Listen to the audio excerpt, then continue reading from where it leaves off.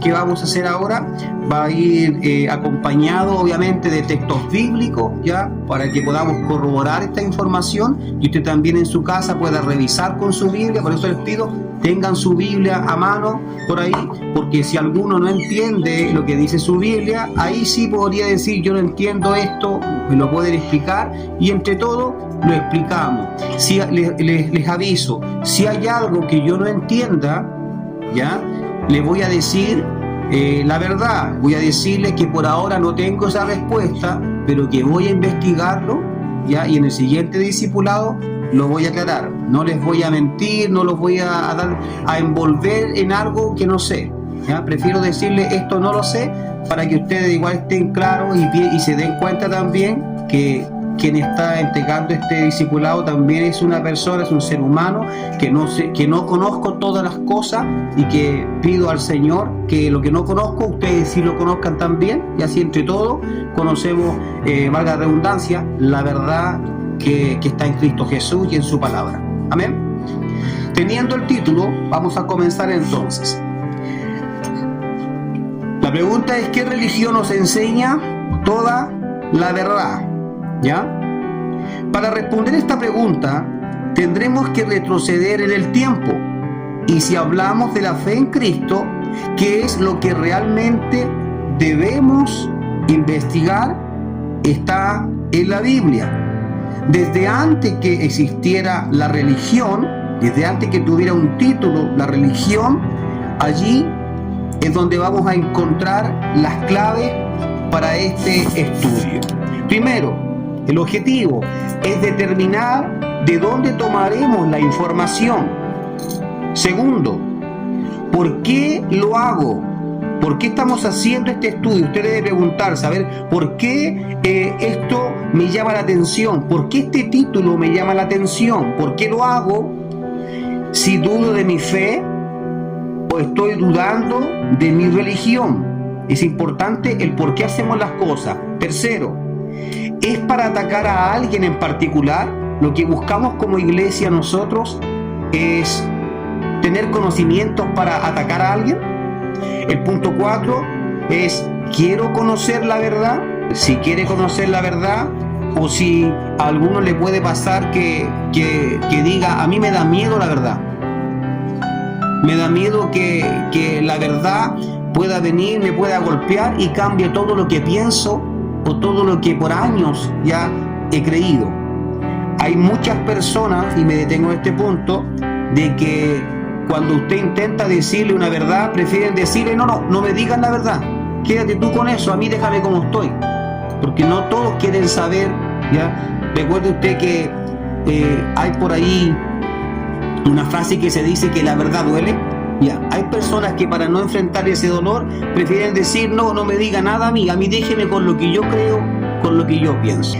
¿Qué es la religión en términos generales? ¿Ya? Términos generales. Es un sistema organizado de creencias, dogmas, normas, prácticas de algún tipo que vinculan a un credo o a una fe. Estos fundamentos pueden ser basados en un ser o en una cosa que veneramos, algunos por tradición familiar y otros por su propia elección. Esto se determina finalmente como el hecho de vincularse a algo o a alguien. Entonces, la religión, desde este aspecto, ¿cierto? Tal y como la nombramos como religión, está creada justamente para vincular a una persona, a otra, a un grupo, o para vincularla a una fe, a una creencia, a un dogma, para vincular muchas veces ni siquiera solamente a personas, sino que también a cosas. Recuerde usted que las religiones también parten de la adoración a ídolos, a estatuas, ¿cierto? Que pueden levantarse. Entonces, no tiene que ver la religión solamente con personas, tiene que ver con deidades. Diferentes deidades desde el pasado hasta el día de hoy. La religión no tiene que ver con la Biblia, ¿Ya? No tiene que ver con que la Biblia nos enseña que tenemos que tener una religión. Porque si lo pensamos así, nos vamos a dar cuenta que incluso culturas mucho más antiguas que la cultura de Cristo, por ejemplo, ¿ya? El tiempo de Abraham y más atrás aún, ya existían cierto tipo de religiones, ¿cierto? En donde también se adoraban a otros dioses, y por lo tanto no podríamos asumir que en la Biblia nace la religión, ¿ya? Solo en la Biblia, porque desde antes habían creencias también, creencias paganas, ¿cierto? Ahora, la Biblia lo que ha hecho es rescatar algunas cosas buenas, ¿cierto? De enseñanzas como también de historias que sucedieron en el pasado. Ha rescatado cosas como esa, las ha centrado en los libros, y para que nosotros podamos aprender, ¿cierto?, de los mismos errores que en el pasado se han cometido, o aprender de las cosas buenas que se han hecho. Vamos a seguir avanzando, ¿ya? ¿Existía una religión en el comienzo? ¿Existía? Es una pregunta. ¿Existía alguna religión en el comienzo? ¿Ya? No. Tal como lo conocemos hoy, lo que es una religión, no existía, no de esa manera. Hoy conocemos la religión, ¿ya? Y entendemos cómo funciona la religión, ¿ya? Podemos incluso estudiar determinada religión, pero antiguamente no era como hoy podemos nosotros hablar de religión. Era otra forma, habían otro tipo de conducta. De hecho, no habían límites en el pasado para hacer lo que la persona quisiera hacer en pos de ese Dios a quien adoraba. Hoy en día podemos decir que hay muchas religiones, pero igual las religiones tienen sus límites hasta dónde pueden pasar. ¿Cuándo comienza a cambiar todo? Notemos los indicadores de que Dios mismo quería transmitir normas, aunque no era una religión, pero sí Dios insta a Caín y Abel a hacer los primeros sacrificios o ofrendas a Dios. Esto es lo que posteriormente se asume como parte de una tradición. Se da cuenta que una religión puede partir de un acto, de algo que se haga, y que después alguien diga vamos a seguir haciéndolo, y va quedando establecido después.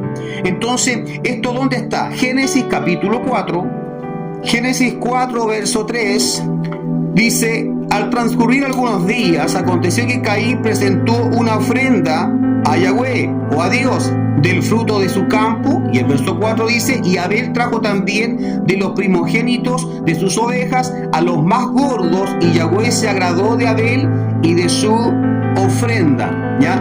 Ahora, ¿quién pudo haberle transmitido esto a Caín o a Abel? Obviamente que tuvo que haber sido Dios, porque de lo contrario ninguno de ellos sabría qué cosa ofrecerle a Dios, qué es lo que le agradaría a Dios. ¿Ya? Por lo menos la figura de lo que es la adoración fue presentada primeramente por un Dios que les enseñó que Él como Dios debería ser mirado desde otra perspectiva, con la importancia que Él merecía.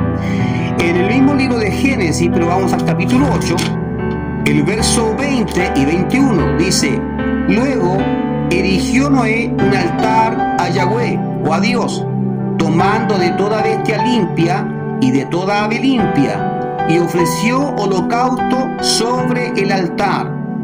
Y al percibir Yahweh el grato aroma, olor suave, dijo Dios en su corazón: nunca más volveré a maldecir la tierra por causa del hombre, pues la tendencia del corazón del hombre desde su niñez es hacia el mal, y nunca más volveré a herir a todo lo que vive como lo he hecho. Como lo he hecho se refiere a través, ¿cierto?, de ese gran diluvio que mató todo lo que había con vida en ese entonces, excepto todo lo que se encontraba adentro del arca.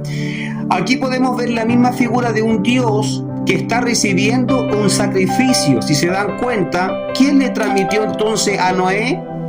Si no existía una religión, si no existía una Biblia, como usted la tiene, como yo la tengo, ¿ya? Obviamente que Dios. Ahora, ¿cómo lo hizo? Hay quienes dicen que pudo haber, que la Biblia, lo que conocemos nosotros, no es toda la información que tenemos. Que Dios, siendo soberano, Él pudo haber tenido muchas conversaciones con Noé, por ejemplo, muchas. ¿Por qué tendría que estar escrito aquí cada una de esas cosas que conversó?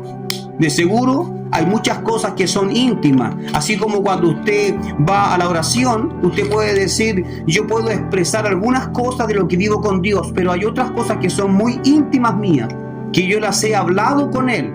Sin embargo, aunque no estén por escrito, usted puede asegurar con su vida de que usted sí ha tenido ese tipo de conversación con Dios, y es usted la más segura, el más seguro para decir, hay ocasiones en donde sí uno puede hablar con Dios y no queda por escrito o no hay antecedentes, excepto del que vivió esa experiencia. ¿Estamos ahí? ¿De acuerdo con esto?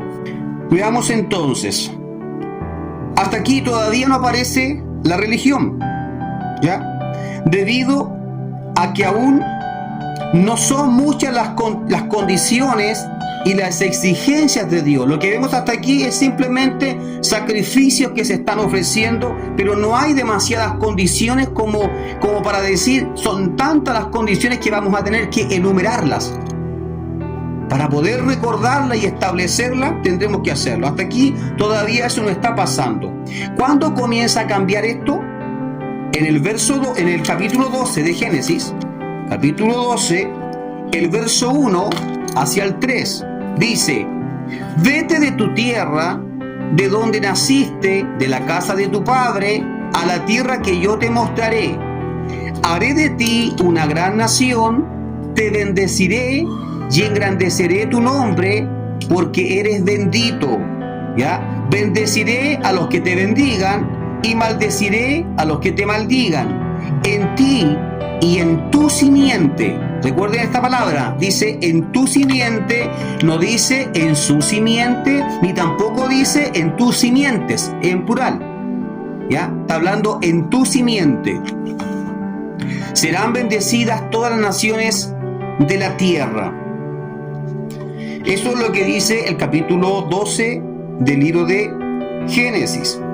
Se aproxima, a través de esto que hemos visto, este es el antecedente más claro de la aproximación de la elección de dos pueblos, y ambos son pueblos que serían llamados, ¿por qué cosa? Por la fe. Recuerde que toda nuestra fe, ¿desde dónde nace? Abraham, correcto. Todo nace desde ahí, independiente de si alguien dice los judíos, los hebreos, los cristianos, los católicos, pero toda fe nace de la base de lo que vivió Abraham con Dios. Y en el verso 7 del mismo capítulo dice, entonces Yahweh, o Dios, apareciéndose a Abraham, le dijo, a tu descendencia daré esta tierra. Y dice, erigió o levantó allí un altar a Yahweh, porque se le había aparecido. Entonces tenemos un tercer ejemplo de otro hombre más que también está levantando un altar, está ofreciendo sacrificio a Dios. Mire usted lo que está pasando. Todavía no tenemos una religión, pero ya el hombre entiende de que no hay nada, no hay otra cosa que podamos ofrecerle a Dios para mostrar gratitud en aquellos tiempos, que era tomando lo mejor de lo suyo, de sus animales, y ofreciéndoselo a Dios. Estas cosas son tan importantes, familia, porque nos van un poquito ilustrando de cómo el ser humano, cómo las personas vamos adquiriendo costumbres y después, ¿cierto?, las llamamos religión. Otra vez aparecerá la figura del altar para Dios, lo cual para Abraham no era nada nuevo. ¿Por qué para Abraham no era nada nuevo esto que estaba haciendo de hacer un sacrificio? Bueno, puesto que él nació en Ur, la tierra de Ur de los caldeos, donde se adoraba a otros dioses, ¿ya? Es decir, todavía Abraham no sabía quién era Dios, Recién se estaba manifestando a él cuando le dice, sal de tu tierra, deja todo, ¿ya? Sin embargo, él ya tenía antecedentes de sus antepasados, de la tierra de Ur de los Caldeos, en donde ya se ofrecían sacrificios, ya se hacían cosas, a otros dioses se ofrecían. Entonces estamos viendo de que esa es la razón por la cual ni Noé y por la cual tampoco Abraham cuestionó el tener que hacer un sacrificio, el ofrecer un animal como holocausto. Cuando algo ya se ha vivido, normalmente nos llama la atención y terminamos haciendo muchas cosas. Es como lo que pasa con la iglesia. Sabemos todos que en la iglesia vamos a cantar, por lo tanto, cuando tú vas a una iglesia, vas predispuesto a que en ese lugar se va a cantar.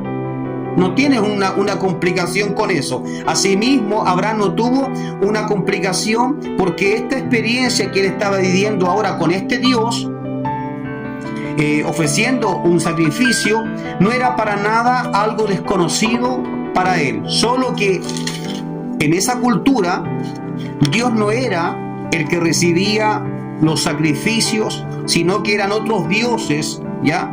Eso, cuando hablo de dioses, me estoy refiriendo a otros ángeles caídos que fueron echados fuera del reino de Dios y que también se presentaron a la humanidad en aquellos tiempos como dioses. Tenían gran poder, también hacían grandes señales. Por lo tanto, no fue difícil para estos ángeles caídos, no fue difícil ser importante cuando se presentan a una humanidad que ya se encuentra bajo la condición del pecado, desde que Adán y Eva en el comienzo fracasaron. Dios se manifiesta como Dios, pero no como religión. Entonces, ¿por qué nace la religión? Si Dios se manifestó como Dios. Cuando Él se presenta frente a Abraham, no le dice, yo soy la religión que tú vas a seguir, ¿cierto? Cuando se presenta a Noé, tampoco le dice, yo te voy a decir cuál es la religión que tú vas a seguir de aquí en adelante. Si nos damos cuenta y leemos el libro de Génesis, vamos a ver que en ningún momento se establece una conversación a través de lo que es la religión, sino que hay pequeñas cosas que son las que Dios le transmite, que tienen que ver justamente con la adoración, y estos son aquellos sacrificios con olor fragante delante del Señor, pero no hay más. Vamos al libro de Éxodo, Éxodo capítulo 20. Desde el verso 1 en adelante vamos a leer. Dice, Dios habló todas estas palabras diciendo, yo soy Yahweh tu Dios, que te saqué de la tierra de Egipto, de casa de esclavitud. Y luego, ¿qué es lo que vienen en los versos adelante? Verso 3 dice, no tendrás otros dioses aparte de mí. En el verso 4 dice, no te harás ninguna imagen ni semejanza. ¿Por qué Dios está diciendo esto? Porque desde antes de entregar los mandamientos ya habían imágenes y ya habían hombres y mujeres que adoraban esas imágenes. Vamos al verso 7, dice, no jurarás falsamente en el nombre de Yahweh. Y todo lo que tenemos hacia adelante hasta el 16, ¿cierto? Tiene que ver con los mandamientos. No darás falso testimonio contra tu prójimo. Todo aquello está envolviendo ahora una cantidad de, ¿cómo podemos transmitirlo? Para no llamarle leyes, ¿ya? Indicaciones, ¿ya? Indicaciones que Dios estaba dando, en este caso, ¿cierto? A Moisés para que él transmitiera al pueblo. Y esto es lo que ya comienza a tomar forma, ¿ya? Una forma de religión. Poco a poco esto se va transformando, va mutando en el tiempo. ¿Por qué? Porque ahora ya no tenemos solamente los sacrificios, ahora tenemos leyes, tenemos mandamientos. Posteriormente pasaron muchas otras cosas más y las vamos a revisar inmediatamente. Entonces, ¿cuándo nace el judaísmo? De los judíos. Ahora, ¿son todos los israelitas judíos? Posteriormente, las 12 tribus se dividieron en dos grupos. ¿Ya? Vamos a ir a fondo con esto.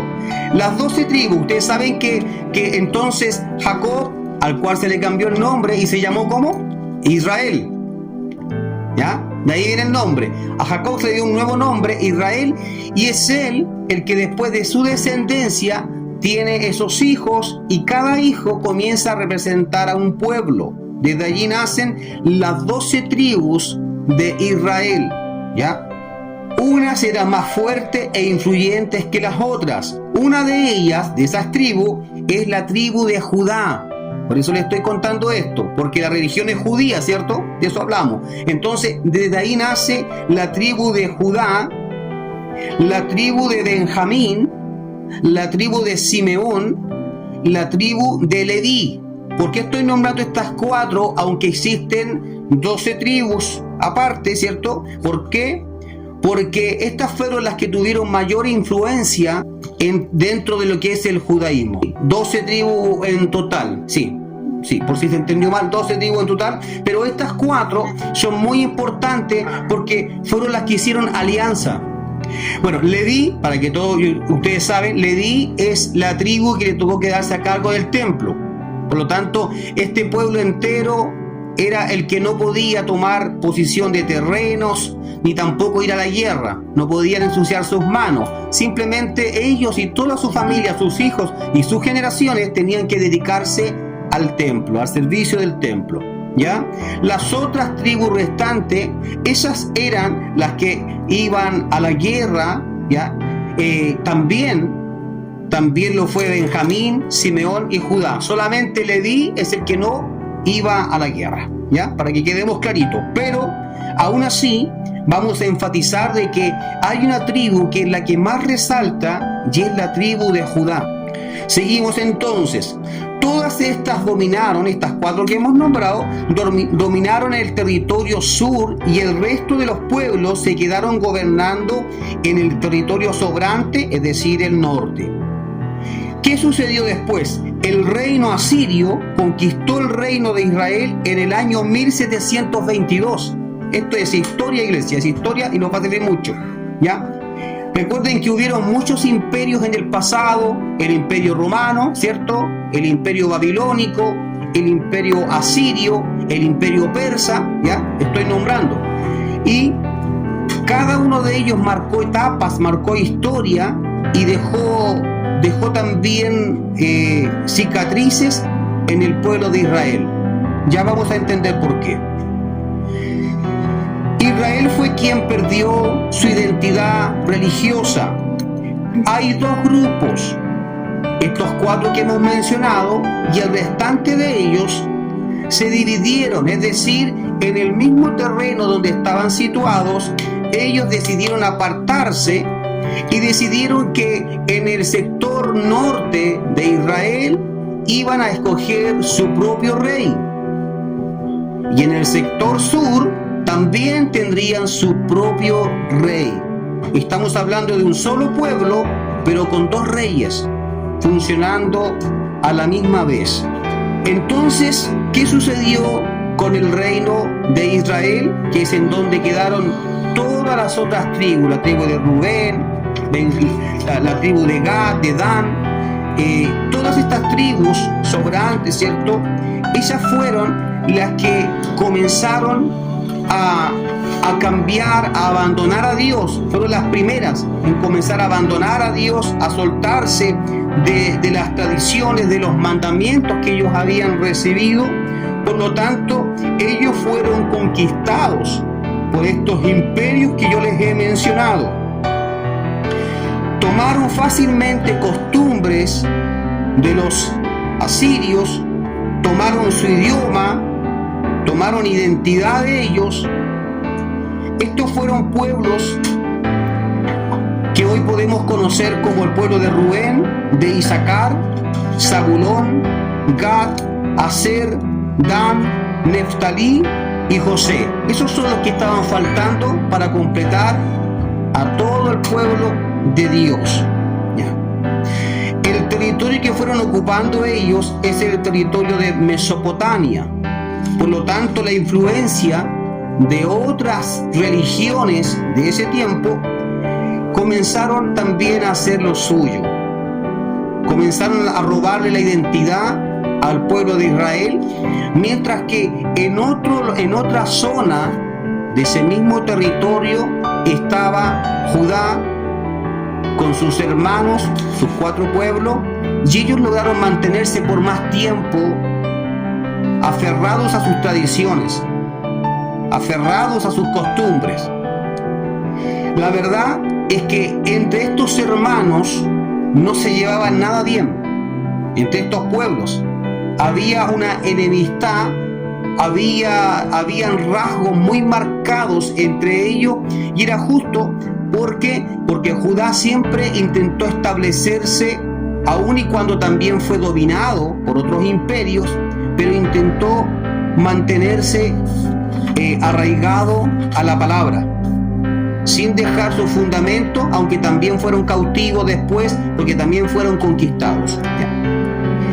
Estos pueblos lograron ser más fieles. ¿A cuál me refiero? A los pueblos que estaban con Judá, que era Benjamín, Simeón y Leví, debido a sus escrituras sagradas, porque como ellos estaban en Judá, ellos estaban en el templo, tenían todo lo que los conectaba con su identidad como pueblo de Dios, estaba en el templo. Y ellos al estar todavía habitando en esos lugares, lograron permanecer más fieles, y se demoró mucho más en ser afectados estos pueblos, afectados por las culturas invasoras, porque tenían su templo, porque tenían todavía sus escrituras, porque tenían también los profetas. Los profetas se quedaron siempre en la tierra de Judá. Por lo tanto, ellos eso lo ocuparon como un ancla para no soltarse de lo que Dios había establecido. Esta conquista, la conquista del imperio babilónico, los llevó cautivos. Por lo tanto, allí encontramos las historias de Daniel y de sus amigos. Allí encontramos de que hubo Nehemías, de que hubieron hombres que también lograron apoyar a los judíos cuando tuvieron que retornar a sus tierras. Esta conquista, esta última conquista, mis hermanos, trajo la maldición sobre Judá, sobre Benjamín, sobre Simeón y Leví. ¿Por qué la maldición? Porque también fueron cautivos. Y su rey, ¿cierto?, que era Judá, en ese tiempo, Sedequías, el rey Sedequías, este fue el personaje que perdió sus ojos, fue llevado cautivo y le sacaron sus ojos, le quitaron sus hijas, sus hijos, todo, y a él lo dejaron ciego como un castigo de aquel entonces rey de Babilonia. Pero Dios tenía un plan. Levantó al imperio persa. Y aquí empezamos a armar ahora este rompecabezas, Aunque estuvieron cautivos por el imperio babilónico, ¿cierto? Dios levantó al imperio persa, y el imperio persa fue ahora a conquistar a los babilonios. El que estaba liderando era un hombre o un rey llamado Ciro el Grande. Él tenía la misma sed, la misma hambre que tenían el imperio persa, el imperio romano, los sirios, de conquistar y subyugar naciones. Este hombre se levantó y Dios lo usó para que fuera a atacar justamente a Babilonia, y cuando llega este rey ya decide de que no va a quedarse con todas las personas, con todos los cautivos, sino que les permite a muchos de ellos que vuelvan a sus tierras, a sus lugares. Entre esos cautivos, allí están estos hombres que lograron volver a sus tierras pensando en una idea futura de volver a levantar Jerusalén, volver a levantar sus muros, volver a levantar el templo. Veamos. Ciro el Grande decide liberar a estos cautivos. También es este rey quien financia hasta la reconstrucción del templo de Jerusalén y les ayuda a poner las bases para su fe. Allí nace el judaísmo como religión. Esa es la parte clave de esto, de cuándo nace la religión judía. ¿Y por qué entonces nació como religión? Porque Ciro el Grande quiso hacer un favor al decir: vuelvan a sus tierras, pero yo les voy a enseñar cómo se gobierna, yo les voy a enseñar a organizarse bien, para que ustedes puedan tener un nombre, para que puedan tener también un respeto de otras naciones. Y es el mismo. ¿Quién pensaría que un imperio conquistador sería usado por Dios para liberar a su propio pueblo? Él les enseña cómo deben mantener un régimen, y entonces la única religión que queda predominante para ese tiempo ya es la religión judía. ¿Por qué? Porque justamente este rey Ciro estaba dejando ir a todos los judíos que habían estado prisioneros por Nabucodonosor y por todos sus sucesores en aquel tiempo. Al dejarlos ir, entonces se le da el nombre de judíos, y luego, posteriormente, años después, cuando también son liberados algunos cautivos que pertenecían a los pueblos de Israel, pero que habían sido también cautivados por otro imperio, luego ellos llegan y no les queda nada más que asimilar y aceptar que serían reconocidos como judíos también, que todos serían mirados de la misma manera, a pesar de que el nombre judío que se les dio, ya, esa religión tenía que ver con un pueblo, que era el pueblo de Judá. De ahí viene el león de la tribu de Judá, que hemos escuchado, porque nace de ese pueblo, es decir, ese cuarto hijo, que fue Judá, es el que logró después liderar y llevar entonces la bandera de lo que es la religión, la parte espiritual del israelita. Seguimos avanzando. Posteriormente, Asuero, el rey de Ester, y Artajerjes, rey de Nehemías. Estoy nombrando dos reyes más. ¿Por qué? Porque también en el futuro se produce que nuevamente parte del pueblo ha sido también cautivado, y estos mismos reyes son los que también ponen en libertad a esa otra parte del pueblo y los ayudan. Usted puede traer a su memoria la historia de Ester, que habla, ¿cierto?, acerca de su pueblo porque quieren asesinarlos a todos, y ella habla con el rey y al final consigue el favor de que el rey, ¿cierto?, los ayude, de que el rey les dé el derecho de poder defenderse frente a otras naciones. Eso es lo que sucedió en tiempo de Ester. Y en el tiempo de Nehemías es aquel hombre que trabajaba también para este rey, y el rey le dice: anda y reconstruye tus muros, he notado que estás triste, he notado que tu rostro ha caído. Entonces él le dice: ¿cómo no he de estar triste si yo estoy aquí contigo, yo tengo todo? Sin embargo, mi pueblo, mi familia, mis hermanos no tienen nada. El pueblo quedó en ruina. Y como Dios había puesto el favor de Dios, ¿cierto?, en ese hombre, este rey se apiada de él y le dice: anda, yo te voy a dar todo lo que necesites, y ve y levanta a ese pueblo. Mire cómo se está formando la historia. Ahora, ¿quién sería hoy mismo, 2026? ¿Sabe quiénes son los representantes de este reino que un día le dio libertad a los judíos, a los israelitas? Es el país que justamente está en guerra, Irán. El gobierno persa, ellos son todos descendientes justamente de este imperio que muchos años atrás habían conquistado, y que fueron los que Dios utilizó para darle libertad a Israel como a Judá. Y hoy en día vemos que ellos son los que han prometido de que quieren destruir a Israel. Esto puede parecer inentendible a nuestros oídos. Como el mismo pueblo, o por lo menos la raíz persa del mismo pueblo, Irán, ahora se ha vuelto en contra de Israel.